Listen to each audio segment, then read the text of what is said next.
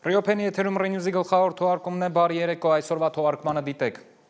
Իշխանություն եկեղեցի հակամարտությունը թեժանում է, ինչ սպասել այս կիրակի։ Ադրբեջանը 50 երկրի դեսպաններին տարել է Արցախ Թրամփի ուղու շինարարությանը հետևելու։ Եկող տարվա բյուջեով Թրամփի ուղու համար ոչինչ նախատեսված չէ, ինչու։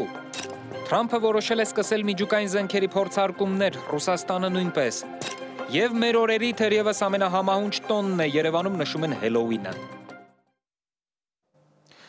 Կիրակի օրը Նիկոլ Փաշինյանը որոշել է նորից գնալ Հովանավանք ու մասնակցել Կարգալույց քահանայի պատարագին, ինչը եկեղեցին անվանել է պղծություն։ Այսօր Փաշինյանը նորից վերադարձել է Ամենայն հայոց կաթողիկոսի դեմ մեղադրանքներին ու հայտարարել, որ շարունակելու են իրենց աղոթքները Հովանավանքում, հետո նաև Մայրաթոռում։ Թե ինչ է սա նշանակում, մոտակա օրերին կտեսնենք, բայց ամենայն հավանականությամբ Փաշինյանը փորձում է ընդլայնել Հովանավանքում կատարվողը ու հասցնել մայրտաճար։ Այս մասին հենց ինքն է ասել բազմիցս։ Եկեղեցու դեմ ընթացող այս արշավն այսպիսով առաջիկայում նոր թափ կստանա։ Իդեպ Էջմիածնում ավականու ընտրությունների քարոզ արշավ է, 17 օրից այնտեղ ընտրություններ են լինելու, այնպես որ եթե այս ամենը խառնվի իրար, ինչի նշաններն արդեն ակնհայտ են, կունենանք էլ ավելի թեժ առճակատում, քան նույնիսկ այս օրերին։ Բնականաբար սա ուղեկցվելու է հանրության ողջամիտ հատվածի համար արգահատելի երևույթներով, որոնց ականատեսն ենք լինում արդեն երևի ամեն շաբաթ, հնչելու են ընդամենը մի քանի տարի առաջ անհավանական թվացող, բայց այսօր շատ սովորական դարձած հայտարարություններ, մի խոսքով խնայեք նյարդերը, նոյեմբերին ամեն ինչ ըստ ամենայնի ավելի վատ է լինելու։ Մի մազ ու փոքրիկ տարայով թուք է ուզում Տեր Արամը կամ Ստեփան Ասատրյանը կաթողիկոսից, որ համոզվի, ճիշտ են փաստերը Գարեգին II-ի զավակներ ունենալու մասին։ Դրա մասին շատ-շատերն են խոսել, որ ունեցել է կին, զավակ կամ զավակներ, բոլոր այն մարդիկ, ովքեր սրա մասին բարձրաձայնել են եւ եղել են հոգեվորական, ու ասեմ լավ հոգեվորական, բոլորը կարգալույց են արվել։ Իսկ սա լուծում եւ ճանապարհը չէ, երբ որ քո մասին որևէ մեկը մի վատ բան է խոսում, ուղղակի այդ մարդուն վերացնես, ուղղակի այդ մարդուն հեռացնես։ Փաստեր ամեն դեպքում ունի, թե որտեղից չի ասում, եկեղեցում խնդիր է տեսել խոսել դրա մասին ու կարգալույց արվել։ Պայմանների իմացման հետ կապված շատ տեղեկություններ ձեզ չեմ կարող հաղորդել, բայց այն տեղեկությունները, որ ունեցել եմ, ճշգրտված է, այո, ունի կին եւ երեխա կամ երեխաներ, եւ ես կուզենամ, որ հենց ինքը սրա մասին խոսի եւ արտահայտվի, տեսեք, ինձ ասում են քո մատուցած պատարագը սրբապղծություն է, այդ տրամաբանության մեջ եթե նայելու լինենք, արդեն ամենակիչը 20 տարի եկեղեցու մեջ սրբապղծություն է տեղի ունենում։ Իսկ փաստեր կան, որ կաթողիկոսը չի ապաշխարել, ասում է չի տեսել։ Գիտեք, ապաշխարության համար նաեւ գործեր են պետք ցուցադրվող, տեսանելի, երբ որ լսում ենք, որ մեկը ապաշխարում է, ապաշխարել նշանակում է մտքի փոփոխություն ունենալ։ Ես արդեն 2009 թվականից այս եկեղեցու մեջ եմ եւ իր ընթացքի մեջ առհասարակ ապաշխարություն չեմ տեսնում։ Իսկ դա ցուցադրական գործողություն է, թե պարզապես Հակոբոս Առաքյալը խոսելով հավատի մասին ասում է հավատն առանց գործերի մեռած է։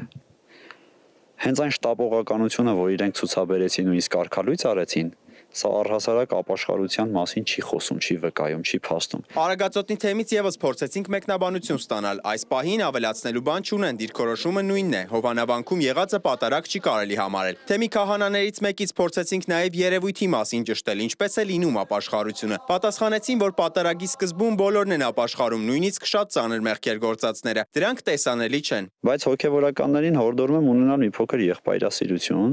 եւ եթե գիտեն, որ իր եղբոր նկատմամբ, իրենց եղբոր նկատմամբ անարդարություն է գործվում, այս իմաստով նրանց ուրեմն Հովանավանք այցելությունը այդ անարդարության ջրաղացին ջուր լցնել եմ համարում։ Հարցը իրենց գալ գնալը չէ, հարցը այն բոլոր խնդիրներն են, որ բարձրաձայնվել է իմ կողմից եւ հետևանքը եղել է այն, որ ես պետքա Հովանավանքում չմնայի։ Իսկ իմ չմնալու ուրեմն օգնող միջոցները եղել են այդ հոգեվորականների այստեղ գտնվելը։ Եվ քանի որ անարդարություն էր գործվել, այդ իսկ պատճառով ես արգելել եմ նրանց մուտքը Հովանավանք։ այնքան ժամանակ, մինչև այս հարցը կկարգավորվի։ Եկող Կիրակի էլ պատարակ կլինի Հովանավանքում։ Պատարակի ընթացքում սպասավորների մասին էլ է խոսել Տեր Արամը կամ Ստեփանը, ասում է պարտադիր չէ օծյալներ լինեն, պարտադիր է որ հոգևոր մարդիկ լինեն։ Մայրաթորն օրերս է անդրադարձել թեմային։ Հարկ ենք համարում արձանագրել, որ իշխանությունների հովանավորմամբ Հովանավանքում ծիսակատարությունների անվան տակ կատարվող գործողությունները պղծություն են, չունեն հոգևոր որևէ արժեք եւ անվավեր են, իսկ Հովանավանքի եկեղեցին ենթակա է վերասրբագործման։ Փաշինյանը, որ Կիրակի էլի Հովանավանք կգնա, այսօր արձագանքել է Մայրաթորի հայտարարությանը։ Հովանավանքի մեր աղոթքները կտրիչ Ներսիսյանը պաշտոնական հաղորդագրությամբ համարել է պղծություն։ Պղծությունը դա չէ, այլ այն, որ կաթողիկոսի գահը զբաղեցրած անձը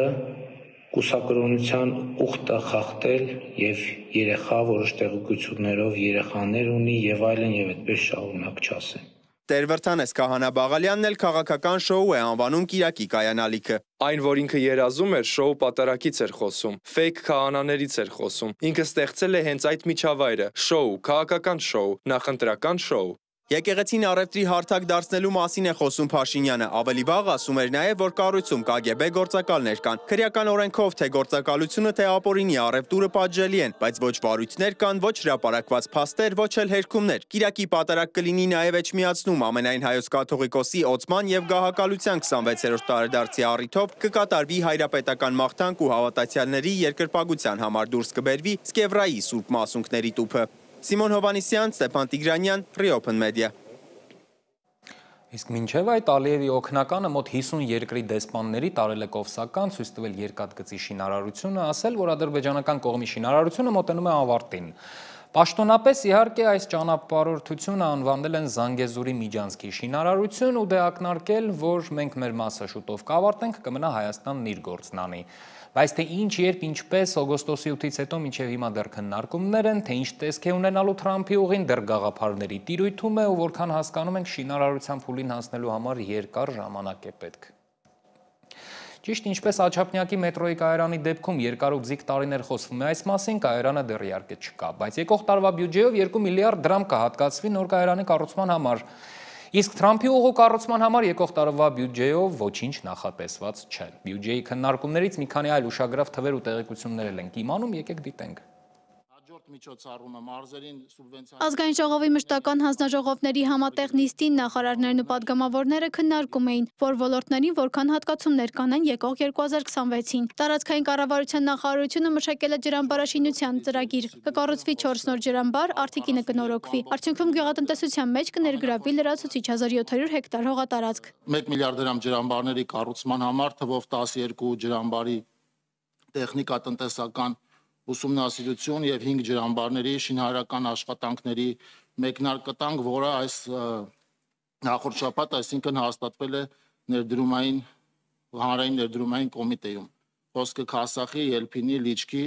Արթիկի եւ Աստղաձորի ջրամբարների մասին է։ Մետրոյի նոր կայարանի ծրագիրն էլ առանց ֆինանսավորման չմնաց։ Երևանի մետրոպոլիտենի ենթակառուցվածքների նորոգում 2.5 միլիարդ դրամ, նոր կայարանի կառուցում 2 միլիարդ դրամ եւ ուղևորափոխադրման ծառայությունների գծով լիազորությունների իրականացում 1 միլիարդ դրամ։ Վերջին մի քանի ամիսների ամենակննարկվող թրիփի եւ կառուցվելիք երկաթուղիների համար որևէ հատկացում փաստորեն չի նախատեսվում։ Թրիփի հետ կապված քննարկում ենք ֆինանսավորման հետ կապված տարբերակով եւ ոչ միայն, այսինքն այստեղ ամբողջությամբ այս ծրագիրը քննարկման փուլում է դրա հետ կապված այս բանի նորություն որպես այդպեսին, քանի քննարկումը չի ավարտվել, չեմ կարողանալու ասել։ Երկաթուղիների արդիականացման մասով միջոցներ նախատեսված են, բայց երասխսադարակի մասով բյուջետավորված տող որպես այդպեսին չունենք։ Երևանում կառուցվելիք աղբի վերամշակման կայանների նախագծերը դեռ քննարկման փուլում են, այսինքն մրցույթն էլ դեռ չի անցկացվել։ Առաջին փուլով ընկերությունները տալու են կոնցեպտուալ, թե ինչ են առաջարկում որպես լուծում, օրինակի համար նոր վերամշակման կայարանը իրենք ինչպես են պատկերացնում։ Երևանի քաղաքապետարանը զտելու է այդ առաջարկվող լուծումներից իր համար ընդունելի տարբերակը եւ դնելու է արդեն երկրորդ փուլ։ Քաղաքապետը խոսել է նաև նոր հավելվածի մասին, որով քաղաքացիները կարող են նախապես պարզել տվյալ վայրում ազատ կայարանը տեղի կա, թե ոչ։ Հիմա հավելված ենք մենք մշակում, էլեկտրոնային հավելված է, որով որ դուք կարողանալու եք տեսնել, այս տեղում օրինակ 2-3 տեղ կա պոտենցիալ, ասենք մինչև հասնեք 2-3 րոպե հետո, թե չկա։ Այսինքն այդ ինֆորմացիան մենք արդեն իսկ քարտեզագրում ենք եւ հավելվածով էլեկտրոնային հեռախոսային հավելվածով դուք տեսնելու եք, այս հատվածում կա, թե չկա։ Ըստ Ավինյանի քաղաքապետարանի սեփական եկամուտները եռապատկվել են։ Եթե 2023 թվականին քաղաքապետարանը ուներ 30 միլիարդ դրամի սեփական եկամուտ, ապա այս տարի ցուցանիշը հասել է 92 միլիարդի։ Բյուջեի նախագծով հաջորդ տարվա համար Երևանին կհատկացվի 56.5 միլիարդ դրամ։ Անի Հովհաննիսյան, Reopen Media։ Ոստիկանության զորքերի հրամանատարը, որին անցած տարի էին տվել գեներալի կոչում, ազատվել է պաշտոնից։ Այս առիթով փորձեցինք հիշել, թե Նիկոլ Փաշինյանի ժամանակ քանի հոգի է ստացել գեներալի կոչում ու ինչպես է ընթացել նրանց ծառայությունը դրանից հետո։ Պարզվում է 2018-ից սկսած գեներալ դարձածներից շատերին են ազատել, քրեական գործեր հարուցել, դատել ու մի ուշագրավ փաստ։ Իմ գործընկեր Աննա Հարությունյանն այսօր ամբողջ օրն անցկացրել է հաշվելով, թե Փաշինյանի ժամանակ քանի հոգի է դարձել գեներալ։ Ստացվել է հետաքրքիր թիվ, բայց չեմ ասի, դիտենք, տեսնենք։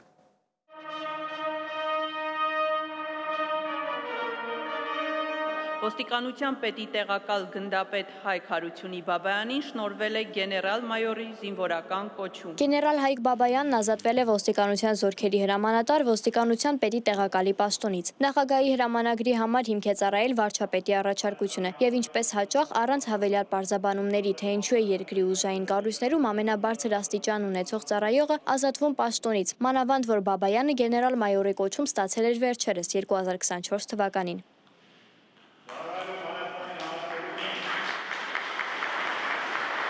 2018 թվականից ի վեր 44 բարձրաստիճան զինվորականներ են ստացել գեներալ-մայորի կոչում, սակայն շատերի համար գեներալի ուսադիրը դարձավ ոչ թե կարիերայի գագաթնակետ, այլ տարավ դեպի պաշտոնակություն, քրեական գործեր ու քաղաքական դիմակայություն։ Հեղափոխությունից հետո ԱԱԾ տնօրեն նշանակված Արտուր Վանեցյանը գեներալ-մայորի կոչում ստացավ 2019 թվականի հուլիսին, սակայն ընդամենը 2 ամիս անց նա սկանդալային հայտարարությամբ հրաժարական տվեց դառնալով իշխանության ամենաակտիվ ընդդիմախոսներից մեկը։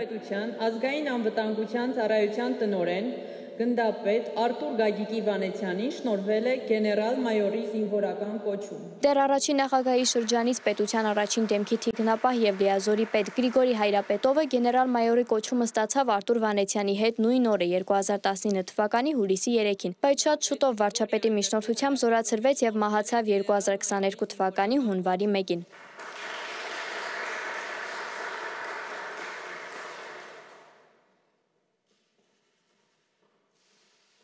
Գրիգորի Խաչատուրովը գեներալ-մայորի կոչում ստացավ 2019-ի սեպտեմբերին։ Նա այն 40 զինվորականներից էր, որոնք պահանջեցին վարչապետի հրաժարականը, ինչից հետո ձերբակալվեց փողերի լվացման մեղադրանքով ու շատ ամիսներ անցկացրեց գալանավայրում։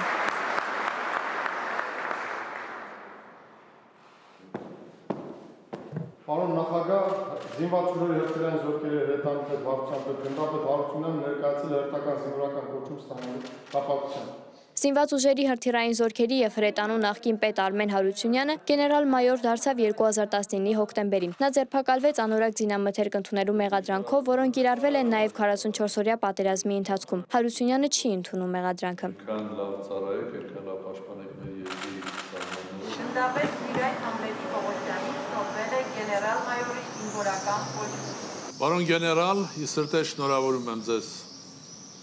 Ծառայում եմ Հայաստանի Հանրապետության։ Ճիրայր Պողոսյանը գեներալ-մայորի կոչում ստացավ 2020 թվականի հուլիսի 7-ին, նշանակվելով առաջին բանակային կորպուսի հրամանատար։ Արդեն 1 տարի անց 2021-ի օգոստոսին նա առանց մեծ աղմուկի ազատվեց զբաղեցրած պաշտոնից։ Անդրանիկ Փիլոյանը գեներալ-մայորի ուսադիրներ ստացավ 2020-ի հուլիսին, իսկ 44-օրյա պատերազմի ընթացքում արժանացավ ազգային հերոսի կոչման։ Հերոսի կարգավիճակը սակայն չխանգարեց, որ նա արդեն որպես արտակարգ իրավիճակների նախարար ձերբակալվի կոռուպցիոն մեղադրանքներով եւ ազատազրկվի։ Արիության մեդալով կարգեվատրվել է Զորամասի շտաբի պետ հրամանատարի տեղակալ գնդապետ Արտակ Էմիլի Բուդաղյանը։ Արտակ Բուդաղյանը, որի անունը հանրությանը հայտնի էր դեռ 2013-ի Գորիսի դեպքերից, գեներալ-մայորի կոչում ստացավ 44-օրյա պատերազմի թեժ օրերին։ Նա այսօր էլ շարունակում է ծառայությունը, զբաղեցնելով հատուկ բանակային կորպուսի հրամանատարի պաշտոնը։ Էդվարդ Ասրյանը գեներալ-մայորի ուսադիրները ստացավ 2020-ի հոկտեմբերի վերջին, պատերազմական գործողությունների ընթացքում։ Նա այն եզակի գեներալներից է, որը չնայած 2021-ի փետրվարին վարչապետի հրաժարականը պահանջող 42 զինվորականներից մեկն էր, կարիերան շարունակեց կայուն վերեր կապրել եւ այսօր նա զբաղեցնում է զինված ուժերի գլխավոր շտաբի պետի պաշտոնը, արդեն գեներալ լեյտենանտի ուսադիրներով։ 44-օրյա պատերազմի օրերին ազգային հերոսի կոչմանն արժանացած փայլուն հրետանավոր Գարեգին Պողոսյանը գեներալ դարձավ 2023 թվականին։ Նա այժմ երկրորդ բանակային կորպուսի հրամանատարն է եւ շարունակում է ծառայությունը զինված ուժերում։ Երրորդ բանակային կորպուսի հրամանատար գնդապետ Ալեքսանդր Արշակի Ցականյանին շնորհվել է գեներալ-մայորի զինվորական կոչում։ Ալեքսանդր Ցականյանը նորընծա գեներալներից է մեկ, մեծ աստղով ուսադիրները ստացել է 2024-ի մայիսին։ Նրա անունը հանրայնացավ հատկապես Տավուշի սահմանազատման գործընթացում ունեցած ակտիվ ներգրավվածության շնորհիվ։ Բարձրաստիճան զինվորականներից շատերը պարգևատրվեցին պետական բարձրագույն շքանշաններով։ Մասնավորապես մարտական գործողությունների ընթացքում ցուցաբերած արիության համար մարտական խաչ առաջին աստիճանի շքանշանով պարգևատրվեցին գեներալ Անդրանիկ Փիլոյանը, Արտակ Բուդաղյանը, Գրիգոր Խաչատուրովը, Արայիկ Հարությունյանը։ Կալանավորված է ԱԱԾ մեկուսարանում մեղադրվելով 2021 թվականին Գեղարքունիքի մարզի հատվածում մարտական հերթապահության կանոնները խախտելու հետևանքով ադրբեջանական զորքերի ներթափանցման համար։ 44-օրյա պատերազմի ընթացքում եւ դրանից հետո բարձրագույն ազգային հերոսի կոչմանն արժանացան Անդրանիկ Փիլոյանը, Գարեգին Պողոսյանը եւ Տիրան Խաչատրյանը։ Խաչատրյանի դեպքը ստացավ քաղաքական հնչեղություն։ Արդեն հետպատերազմյան շրջանում Իսկանդերի 10%-ով պայթելու վարչապետի վարկածի մասին լրագրողի ճշտող հարցինի պատասխան ծիծաղելուց ու աղմկահարույց պաշտոնակությունից հետո գեներալ լեյտենանտը չի մասնակցել պարգևատրման արարողությանը։ Արդյունքում նա մինչ օրս իրավաբանորեն կրում է ազգային հերոսի կոչումը, սակայն այդպես էլ պաշտոնապես չի ստացել կոչումը հաստատող հայրենիքի շքանշանը։ Աննա Հարությունյան, Reopen Media։ Շատ հետաքրքիր կրքեր են բորբոքվել Մոնտենեգրոյում, արդեն մի քանի օր է ամբողջ երկրում հակաթուրքական ցույցեր են։ Թուրքերն ու ադրբեջանցիներն իրենց այնքան լկտի են պահել, որ տեղացիները ոտքի են կանգնել ու պահանջել դուրս վռնդել նրանց։ Իրավիճակը լարվել է ու հանկարծ պարզվել է, որ թուրքերն ու ադրբեջանցիները Մոնտենեգրոյում շատ լուրջ ներդրումներ ունեն ու տնտեսական լուրջ վնասներ կկրեն թուրքերի ու ադրբեջանցիների վարքի վրա աչք չփակելու դեպքում։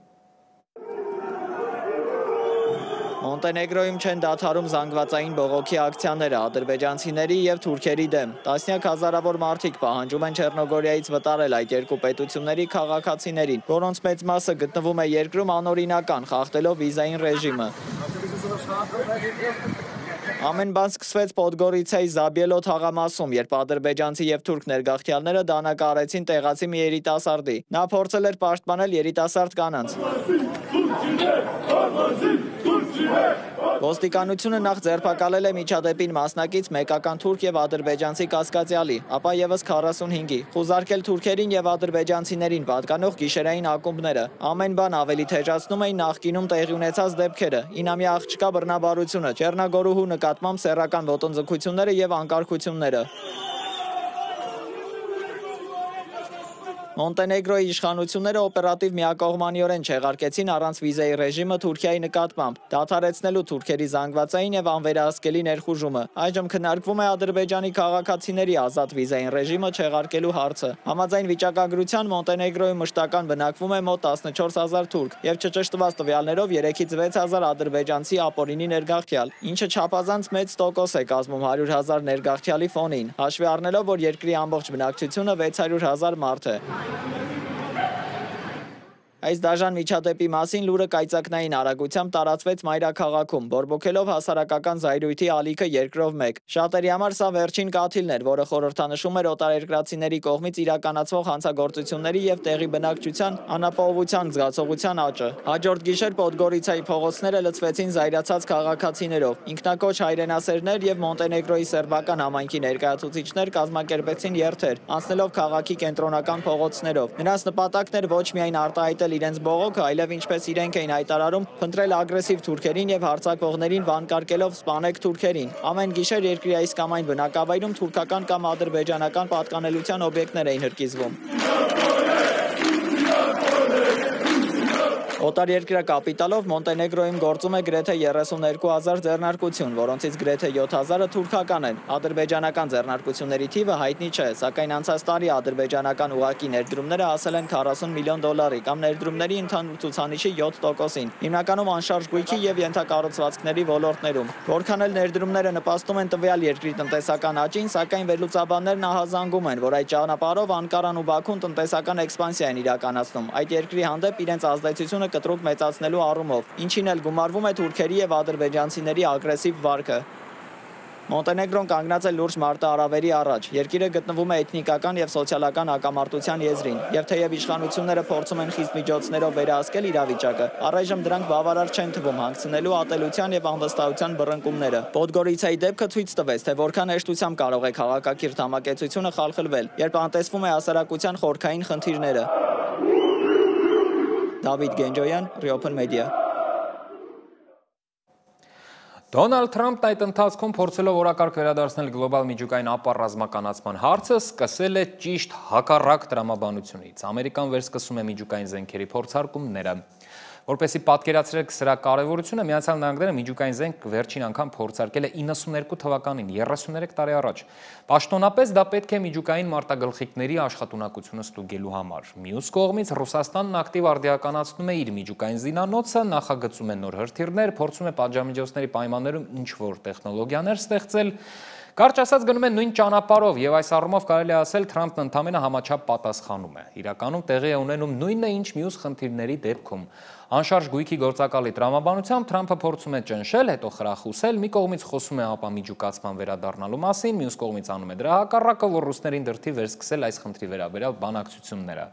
Ուղղակի ռուսներն իրենք էին դեռ Բայդենի ժամանակներից հիշեցնում, որ այս հարցը օդում է մնում, պայմանագիրը լրանում է, եկեք խոսենք։ Մի խոսքով Ուկրաինայում կատարվողի պատճառով կամ առիթով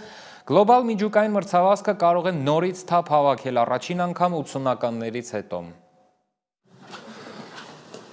Ռուս-ուկրաինական պատերազմում վիրավորված ու ռազմական հոսպիտալում ապաքինվող զինծառայողների հետ հանդիպումն է Ռուսաստանի նախագահ Վլադիմիր Պուտինի համար առիթ դարձել ներկայացնելու ոչ միայն Պոկրովսկում եւ Կրասնոարմեյսկում ռուսական զորքերի հաջողությունները, այլև անուղղակիորեն արևմուտքին ներկայացնելու ռուսական ռազմաարդյունաբերական համալիրի նորագույն նվաճումները։ Զինվորների հետ զրույցում Կրեմլի ղեկավարը հայտնել է երկու նորագույն սպառազինության համակարգերի հաջող փորձարկման մասին, որոնց նմանը նրա խոսքով աշխարհում գոյություն չունի։ Խոսքը միջուկային շարժիչով բուրևեսնիկ եւ սարմատ թևավոր հրթիռների մասին է։ Самое главное в том, что если обычный ядерный реактор Ամենակարևորն այն է, որ եթե սովորական միջուկային ռեակտորը գործարկվում է ժամերի, օրերի կամ նույնիսկ շաբաթների ընթացքում, ապա այս միջուկային ռեակտորը գործարկվում է վայրկյանների ու րոպեների ընթացքում։ Պուտինը նաև խոսել է Պոսեյդոն ստորջրի անօդաչու սարքի մասին, որը նույնպես հագեցած է միջուկային էներգետիկ սարքավորումով։ Впервые удалось не только стартовым двигателем запустить его с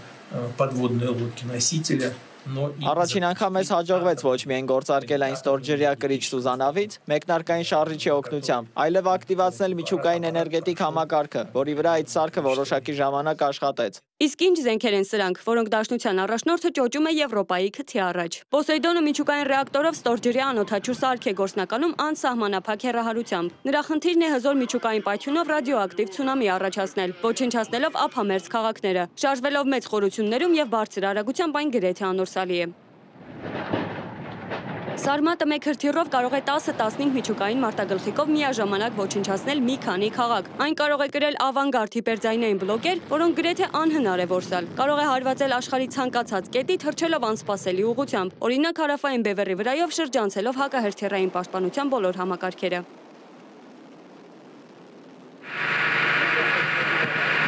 Բուրևեսնիկը միջուկային շարժիչով թևավոր հրթիռ է գործնականում թռիչքի անսահմանափակ հեռահարությամբ։ Այն կարող է օրերով թռչել թիրախին մոտենալով անկանխատեսելի ուղղություններով, շրջանցելով բոլոր ռադարները եւ հոփ համակարգերը։ Թռչում է շատ ցածր բարձրության վրա, կրկնելով տեղանքի ռելիեֆը, ինչի շնորհիվ գրեթե անհնար է այն հայտնաբերել եւ որսալ։ Կրեմլի ղեկավարի հայտարարություններն անպատասխան չմնացին, ԱՄՆ նախագահ Դոնալդ Թրամփը շտապեց ընդհատել 30 տարուց ավելի ձգվող միջուկային փորձարկումների դադարը։ Այլ երկրների անցկացրած փորձարկումների ծրագրերի լույսի ներքո ես հանձնարարել եմ պատերազմի նախարարությանը հավասար հիմունքներով սկսել մեր միջուկային զենքի փորձարկումները։ Այս գործընթացը կսկսվի անհապաղ։ ԱՄՆ-ն ունի աշխարհի ամենահզոր եւ տեխնոլոգիապես զարգացած զինանոցներից մեկը, որի հիմքը կազմում է այսպես կոչված միջուկային եռյակը, ցամաքային, ծովային եւ օդային բաղադրիչներով։ Ցամաքային բաղադրիչի հիմքը LGM-30G միջմայրացամաքային բալիստիկ հրթիռներն են, որոնք տեղակայված են ստորգետնյա պաշտպանված հորաններում։ Չնայած իրենց տարիքին դրանք անցնում են մշտական արդիականացում եւ պատրաստվում են փոխարինվել նոր սերնդի Sentinel համակարգով։ Ծովային բաղադրիչը համարվում է եռյակի ամենախոցելի մասը։ Ohio տիպի ատոմային սուզանավերը կրում են UGM-133A բալիստիկ հրթիռներ, որոնք կարող են խոցել թիրախներ աշխարհի ցանկացած կետում, մնալով աննկատ համաշխարհային օվկիանոսի խորքերում։ Օդային բաղադրիչի B2 եւ B52 ռազմավարական ռմբակոծիչները կարող են կրել միջուկային լիցքով թևավոր հրթիռներ եւ ավիառումբեր։ Այս բաղադրիչը նույնպես արդիականացվում է նորագույն B21 ռմբակոծիչի մշակմամբ։ Այս համակարգերի շարքում առանձնահատուկ տեղ ունի Tomahawk թևավոր հրթիռները։ Tomahawk-ը ստեղծվել է 1970-ականներին սառը պատերազմի ժամանակ, որպեսզի կարողանա ԽՍՀՄ-ի խորքում թիրախներ խոցել, շրջանցելով հզոր հոբ համակարգերը։ Համաշխարհային հռչակ ձեռք բերեց 1991-ին Պարսից ծոցի պատերազմի ժամանակ, երբ աշխարհն ուղիղ եթերում տեսավ, թե ինչպես է այն վիրահատական ճշգրտությամբ ոչնչացնում թիրախները Բաղդադում։ Տարիների ընթացքում այն անընդհատ կատարելագործվել է, ավելացել է GPS եւ այժմ այն կարող է նույնիսկ թռիչքի ընթացքում փոխել իր թիրախը։ Այն մինչև օրս մնում է ԱՄՆ ռազմածովային ուժերի հիմնական զենքը հակառակորդի կարևոր օբյեկտներին ճշգրիտ հարված հասցնելու համար։ Թրամփի մտահոգությունները միայն Ռուսաստանով չի սահմանափակվում, նա առանձնահատուկ նշել է Չինաստանին, որը ըստ Պենտագոնի զեկույցների աննախադեպ տեմպերով է ընդլայնվում եւ արդիականացնում իր միջուկային ուժերը։ Դունֆեն 41-ը բեռնատարի վրա տեղակայված միջմայրցամաքային հրթիռ է, քանի որ անընդհատ տեղաշարժվում է, այն գրեթե անհնար է գտնել եւ ոչնչացնել։ Մեկ հրթիռը կարող է մի քանի միջուկային լիցքով հարվածել ԱՄՆ-ի ցանկացած կետի։ Սա երաշխավորված պատասխան հարվածի զենք է։ Դունֆեն 17 հրթիռը թռչում է ձայնից 5-ից 10 անգամ ավելի արագ եւ անընդհատ փոխում է իր ուղղությունը։ Ստեղծված է հակառակորդի հակահրթիռային պաշտպանության բոլոր համակարգերը շրջանցելու համար։ Նրա գլխավոր թիրախներն են հակառակորդի ավիակիրները եւ ռազմաբազաները։ GL-3-ը ատոմային սուզանավից արձակվող բալիստիկ հրթիռ է։ Սուզանավը կարող է ամիսներով աննկատ մնալ օվկիանոսի խորքերում, դառնալով Չինաստանի ամենաթաքուն եւ անխոցելի միջուկային ուժը։ Այն ապահովում է պատասխան հարվածի անխուսափելիությունը, եթե նույնիսկ ցամաքային բոլոր զենքերը ոչնչացվեն։ Զենքերի վերահսկման ասոցիացիայի տվյալներով աշխարհում գոյություն ունեցող 12300 միջուկային մարտագլխիկների 87%-ը պատկանում է Ռուսաստանին եւ ԱՄՆ-ին։ Ռուսաստանն ունի մոտ 5500, ԱՄՆ-ն 5200, Չինաստանը մինչև 600։ Ընդ որում Չինաստանը մեծ տեմպերով ավելացնում է միջուկային մարտագլխիկների հրթիռների զինանոցը եւ ծրագրում է դրանց թիվը մինչև 2030 թվականը հասցնել 1000-ի։ Նորագույն զինատեսակների մշակումը եւ միջուկային զինանոցների արդիականացումը պահանջում են աստղաբաշխական ֆինանսական ներդրումներ։ Միայն 2024 թվականին 9 միջուկային տերությունները միասին իրենց զինանոցների վրա ծախսել են 91.4 միլիարդ դոլար։ Այս ֆոնին չափազանց չարագուշակ են հնչում Ռուսաստանի անվտանգության խորհրդի փոխնախագահ Դմիտրի Մեդվեդևի խոսքերը։ Պոսեյդոնը կարելի է համարել իսկական ահեղ դատարանի զենք, Բելգիան կվերանա, եթե Ռուսաստանը փորձարկի Պոսեյդոնը նրա ափերի մոտ։ Մոնիկա Հայրոյան, Reopen Media։ Բոլոր հնարավոր աղետներից խոսեցինք, վերջում էլ աշխատանքային շաբաթն ամփոփենք, հատկապես մեր օրերի երևի թե ամենահամահունչ տոնով Հելոուինն է եկել։ Դե գիտեք, դդումներ, կախարդներ, իրար վախեցնող կերպարանքներ եւ այլն, թեև չգիտեմ վերջին տարիները վերապրելուց հետո մեզ ինչ կերպարանքներ կարող են վախեցնել, բայց եկեք շատ չխոսենք ով է ընդունում այն, ով քննադատում, լավ է թե վատ է, որ Հայաստանում եւս այն նշում են։ Եկեք խոսենք սրա մասին այլ դիտանկյունից, Ամերիկայում օրինակ տոներն ունեն շատ կոնկրետ առևտրային նշանակություն եւ Հելոուինն այս առումով բավականին լուրջ մրցակից է նույնիսկ Սուրբ Ծննդյանը։ Հայաստանում իհարկե մասշտաբներն անհամեմատելի փոքր են, բայց մեզ մոտ էլ ծառայությունների ոլորտը չի կարող շրջանցել արտառոց տոների մատուցած հնարավորությունները։ Դդումներ, գանգեր ու սարդոստայններ։ Թեև Հայաստանում Հելոուինը պաշտոնական տոն չէ, սակայն այդ օրը մայրաքաղաքի փողոցներում հաճախ կարելի է տեսնել դիմակներով, նաև սարսափազդու հագուստներով շրջող երիտասարդների։ Երբեմն էլ արևմտյան այս ավանդույթի առիթով նրանք հավաքվում են քաղաքի ակումբներից մեկում, խուսափելով քաղաքացիների խետ հայացքներից։ Հայ առաքելական Սուրբ եկեղեցին չի ընդունում եւ չի խրախուսում Հելոյինի տոնակատարությունը, այն համարելով օտար եւ հայկական ազգային ու հոգեվոր արժեքներին խորթ։ Այնուամենայնիվ, հատկապես վերջին տարիներին տոնը որոշակի տարածում է գտել հայ երիտասարդության շրջանում։ Իմ համար էս ուղղակի, չգիտեմ, ուրախություն է։ Երեխեքի հետ դուրս գալ, չգիտեմ, բաժանել կոնֆետներ փոքր երեխեքին էլի։ Мне нравится в нем։ Ինձ դուր է գալիս, որ մարդիկ այսօր կարող են իրենց դրսևորել այնպես, ինչպես ուզում են, եւ դրա համար ոչ ոք նրանց չի քննադատում։ Տոնա, որ դուրս գաս, ինչ որ շփում ունենաս մարդկանց հետ, դրա համար եմ ասենց հագնված, որտեղ մարդկանց ուրախացնում է